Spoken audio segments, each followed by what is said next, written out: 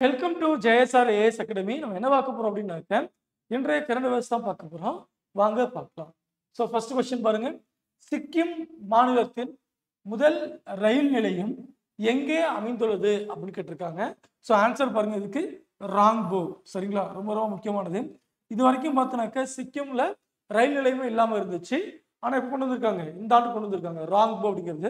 அது மட்டும் இல்லாமல் சிக்கிம்க்கு இன்னொரு ஸ்பெஷல் இருக்கு. என்னன்னாக்க 100வது விமான தளம் எங்க அமைச்சிருக்கு பார்த்தீங்கன்னாக்க சிக்கிம்ல இருக்கு. அது மட்டும் இல்லாம இந்தியாவிலேயே முதல்ல ஆர்கானிக் ஃபார்மிங் பண்ண முதல் மாநிலம் பார்த்தீங்கன்னாக்க சிக்கிம். 2016ஆம் ஆண்டு அவங்க டிக்ளேர் பண்ணாங்க, ஞாபகம் வச்சுக்கணும். அடுத்து, இந்தியாவிலேயே முதல் முறையாக விதவை திருமணத்திற்கு உதவித்தொகை வழங்கும் திட்டத்தை கொண்டு வந்துள்ள மாநிலம் எதுன்னு கேட்டிருக்காங்க. ஸோ ஆன்சர் பாருங்க, ஜார்க்கண்ட். ரொம்ப ரொம்ப முக்கியமானது. இதே மாதிரி ஸ்கீம் தமிழ்நாட்டில் இல்லையா? எனக்கு இருக்கு. மொத்தம் 5 ஸ்கீம் இருக்கும். மூவலூர் ராமாமிர்தம் அம்மையார் திட்டம் நம்ம பார்த்துருக்கோம் இல்லையா?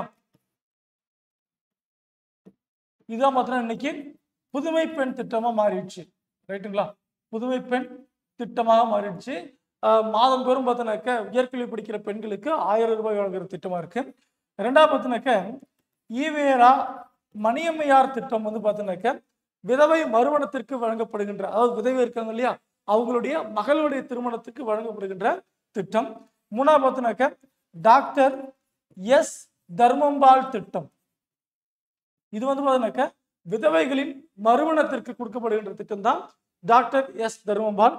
அடுத்து பார்த்தோன்னாக்க முத்துலட்சுமி ரெட்டி திட்டம். முத்துலட்சுமி ரெட்டி திருமண உதவி தொகை திட்டம் கொடுத்துருப்பாங்க. இது எதுக்குனாக்க சாதி மாறி திருமணம் பண்றாங்க இல்லையா, கலப்பு திருமணம் பண்றவங்களுக்கு இந்த திட்டத்தின் கீழே தொகை வழங்கப்படும்.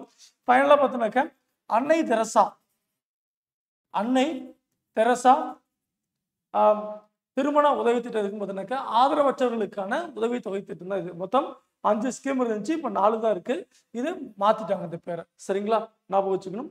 இப்போ ரீசெண்டாக கூட பார்த்தோன்னாக்க இந்து அறநிலைத்துறை சார்பில் தாலிக்கு தங்கும் திட்டம் கூட கொண்டு வந்திருப்பாங்க. சரி, நம்ம அடுத்து போலாம். அடுத்து, குலசேகரப்பட்டினத்தில் பிப்ரவரி 28, 2024 அன்று ஏவப்பட்ட செயற்கைக்கோளோட பேர் கேட்டிருக்காங்க. ஸோ ரோஹிணி RH-200 ரொம்ப ரொம்ப முக்கியமானது. அண்ட் தென் பார்த்தோன்னாக்க ஏற்கனவே ஒரு கமிட்டி பேர் கூட சொல்லியிருப்பேன், இதுக்கு முந்தின வீடியோ பார்த்துருக்கலாம். ஆரியம் வாசகம் கமிட்டி, ஞாபகம் வச்சுக்கோங்க. எக்ஸாமில் கேட்கறதுக்கு நிறைய சான்சஸ் இருக்கு. சரிங்களா, அடுத்து போகலாம். இந்திய தோட்டக்கலை ஆராய்ச்சி நிறுவனம், அதாவது Indian institute of horticulture research எப்பொழுது ஆரம்பிக்கப்பட்டது கேட்டிருக்காங்க. ஸோ ஆன்சர் பாருங்க, 1967ஆம் ஆண்டு ஆரம்பிக்கப்பட்டிருக்குது. இதுல 1953ஆம் ஆண்டு ஐகேர் அப்படிங்கிற நிறுவனம் ஆரம்பிக்கப்பட்டுச்சு. இந்தியன் கவுன்சில் ஆஃப் அக்ரிகல்ச்சர் ரிசர்ச்ங்கிற நிறுவனம் ஆரம்பிக்கப்பட்டது. 2008ல் FSSAI, அதாவது ஃபுட் செக்யூரிட்டி அண்ட் தென் பார்த்தீங்கன்னாக்க food safety and security authority of India அப்படின்னு சொல்லுவாங்க. இது 2008ல் கொண்டு வரப்பட்டுச்சு. 2006 பார்த்தீங்கன்னாக்க ஃபுட் செக்யூரிட்டி ஆக்ட் அப்படி இருந்துச்சு. சரிங்களா, ஸோ இந்த 4 விஷயத்தை ஞாபகம் வச்சுங்க, கண்டிப்பாக எக்ஸாம்ல நிறைய பேரை கேட்க சான்சஸ் இருக்கு. அடுத்து, ஐக்கிய நாடுகளின் சுற்றுச்சூழல் சபையுடைய 6வது மாநாடு எங்க நடந்துச்சுன்னு பார்த்தீங்கன்னாக்க கென்யாவில் நடந்திருக்கு. ரொம்ப முக்கியமானது. இந்த மீதி 3 ஆப்ஷன் இருக்கு பார்த்தீங்களா, இது 2024ல் காப் மாநாடு நடக்கும் போது, இந்த கிளைமேட் சேஞ்ச் மாநாடு சொல்லுவாங்க இல்லையா, அந்த மாநாடு. இது 2023 நடைபெற்றது. இது 2022ஆம் ஆண்டு நடைபெற்ற காப் மாநாடு. ஸோ நல்லா ஞாபகம் வச்சுக்கணும். அடுத்து, இந்திய புவியியல் ஆய்வு மையம், இந்த ஜியாலஜிக்கல் சர்வே ஆஃப் இந்தியான்னு சொல்லுவாங்க, எந்த வருஷம் ஆரம்பிச்சிருக்காங்க பாருங்க, 1851ஆம் வருஷம். ரொம்ப ரொம்ப முக்கியமான வருஷம். அப்புறம் நமக்கு தெரியும் 1861ல் ஆர்கியாலஜிக்கல் சர்வே ஆஃப் இந்தியா ஆரம்பிச்சிருப்பாங்க, ஞாபகம் வச்சுக்கணும். அடுத்து பொறுத்துக்க, இப்போ ரீசெண்டாக வந்து பார்த்தீங்கன்னாக்கா 3வது விமான அருங்காட்சியகம் திறந்திருக்காங்க. எங்கன்னா ஆந்திராவில் காக்கிநாடாங்கிற பகுதியில் தொடங்கியிருக்காங்க. அப்போ 3 அருங்காட்சியகம் என்னென்னு பார்ப்போம். முதல் அருங்காட்சியகம் ஹைதராபாத்லையும், 2வது அருங்காட்சியகம் பார்த்தீங்கன்னா கல்கத்தாவிலையும், 3வது அருங்காட்சியகம் பார்த்தீங்கன்னாக்க காக்கிநாடாலையும் தொடங்கியிருக்காங்க, ஞாபகம் வச்சுக்கணும். அடுத்து,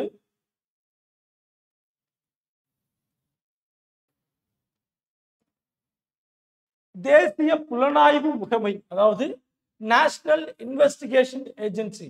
இப்போ செய்தித்தாள்களை பார்த்தீங்கன்னாக்க NIA அப்படிங்கிற பார்த்தீங்கன்னாக்க ரெகுலராக நீங்கள் பார்த்துக்கிட்டே இருப்பீங்க.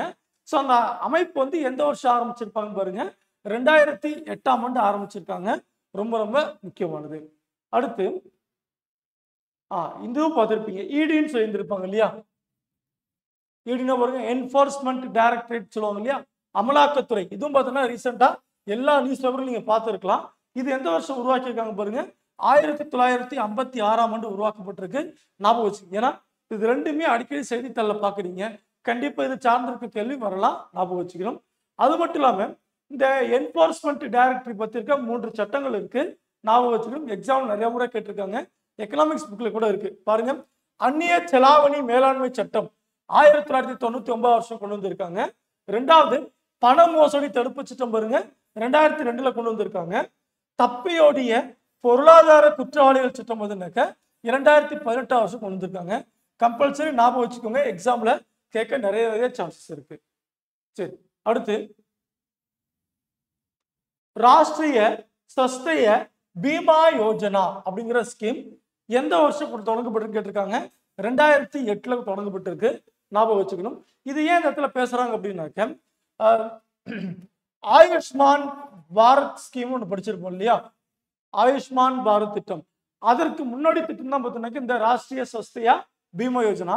ஆயுஷ்மான் பாரத் திட்டம் 2018ஆம் ஆண்டு கொண்டு வரப்பட்டது. இதுக்கு முன்னாடி எந்த ஸ்கீம் இருந்துச்சுனாக்க இந்த ஸ்கீம் தான் இருந்துச்சு. இந்த திட்டத்தின் கீழே, அதாவது ராஷ்டிரிய ஸ்வஸ்தயா பீமா யோஜனா திட்டத்துல இந்த காப்பீடு வந்து பார்த்தீங்கன்னா குடும்பத்துல ஒருவருக்கு மட்டும்தான் பார்த்தீங்கன்னா கொடுத்தாங்க.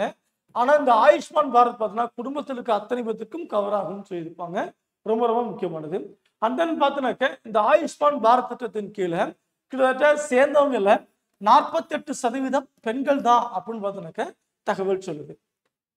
அடுத்து தமிழ்நாடு மாநில தேர்தல் ஆணையராக பொறுப்பேற்று உள்ளவர் யாரு கேட்டிருக்காங்க? ஸோ பாருங்க, ஜோதி நிர்மலா சாமி. இதெல்லாம் ஞாபகம் வச்சுக்கோங்க. எக்ஸாம்ல நிறைய முறை கேட்க சான்சஸ் இருக்கு இந்த கேள்வி. சரிங்களா? அப்போ இதுக்கு முன்னாடி ஜோதி நிர்மலா சாமிக்கு முன்னாடி யார் இருந்திருப்பாருனாக்க பழனிக்குமார் இருந்திருப்பார். ஞாபகம் வச்சுக்கணும். அப்போ தமிழ்நாடு மாநில தேர்தல் ஆணையத்துடைய முதல் தலைவர் யாருன்னு பார்த்தீங்கன்னாக்க மலைச்சாமி. ரொம்ப ரொம்ப முக்கியமானவர். இரண்டாவது தலைவர் யாருன்னு பார்த்தீங்கன்னாக்கா உங்களுக்கு சிவ சுப்பிரமணியன். ஞாபகம் வச்சுக்கணும். அப்ப தமிழ்நாட்டில் மாநில தேர்தல் ஆணையம் எந்த வருஷம் உருவாக்கி இருப்பாங்க பார்த்தீங்கன்னாக்க 1994ஆம் ஆண்டு உருவாக்கப்பட்டது. சரிங்களா? இந்த உள்ளாட்சி மற்றும் நகராட்சி சம்பந்தப்பட்ட சட்டத்திருத்தம் வந்துச்சு இல்லையா? அதற்கு பிறகு 94ஆம் ஆண்டு தேர்தல் ஆணையம் நிறுவப்பட்டிருக்கு. ஞாபகம் வச்சுக்கணும். சரி, அடுத்து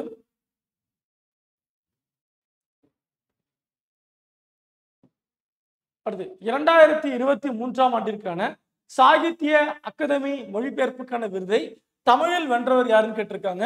ரொம்ப ரொம்ப முக்கியமானது. கண்ணையன் அப்படிங்கிற பண்ணியிருக்காரு. சரிங்களா? கண்ணையன் இவரு கருங்குன்றம் அப்படிங்கிற நூலை எழுதுனதுக்காக இந்த விருது பெற்றிருந்திருக்காரு. சரிங்களா? கருங்குன்றம். சரிங்களா? ஞாபகம் வச்சுங்க. இது தி பிளாக் ஹில் அப்படிங்கிற புத்தகத்துடைய மொழிபெயர்ப்பு. சரிங்களா? அதை எதனாலதான் பார்த்தீங்கன்னா கண்ணையன் அவர்களுக்கு 2023ஆம் ஆண்டிற்கான சாகித்ய அகாடமி விருது பெற்றிருந்திருப்பாங்க. இப்போ 2024 டிக்ளேர் பண்ணியிருப்பாங்க. இவர் இதுக்கு முந்தின வருஷம் 2022ல 2021 2020 வரிசையா ஆர்டர் கொடுத்திருக்கேன். சரியா? 2021 2022. ஸோ இவங்கெல்லாம் ஞாபகம் வச்சுக்கோங்க. அடுத்து இந்த இடத்துல உங்களுக்கு கேள்வி, இப்போ ரீசெண்டாக வந்து எனக்கு 2023ஆம் ஆண்டிற்கான சாகித்ய அகாடமி விருது கூட அனௌன்ஸ் பண்ணியிருக்காங்க. யார் வாங்கியிருக்கான்னு தெரிஞ்சா கமெண்ட் பாக்ஸ்ல கமெண்ட் பண்ணுங்க. அடுத்து தமிழகத்தின் எந்த நூலகத்தில் நூல் இரவல் சேவை திட்டம் தொடங்கப்பட்டதுன்னு கேட்டிருக்காங்க. ஸோ ஆன்சர் பாருங்க, கிண்டியில கோட்டூர்புரம் அப்படிங்கிற இடத்துல அண்ணா நூற்றாண்டு நூலகம் இருக்கு. ஞாபகம் வச்சுக்கணும். இது 2010 செப்டம்பர் 15ஆம் நாள் திறக்கப்பட்ட நூலகம். ஞாபகம் வச்சுக்கோங்க. இங்கதான் கொண்டு வந்திருக்காங்க. ரொம்ப ரொம்ப முக்கியமானது. அடுத்து திவ்யாஸ்திரா அப்படிங்கிற திட்டத்தை மிஷன் திவ்யாஸ்திரான்னு சொல்லுவாங்க. கொண்டு வந்த நிறுவனம் எதுன்னு பார்த்தீங்கன்னாக்க DRDO. இதன் கீழே பார்த்தீங்கன்னா நேற்று அக்னி 5 அப்படிங்கிற பார்த்தீங்கன்னாக்க லான்ச் பண்ணியிருக்காங்க. சக்சஸ்ஃபுல் ஆயிடுச்சு.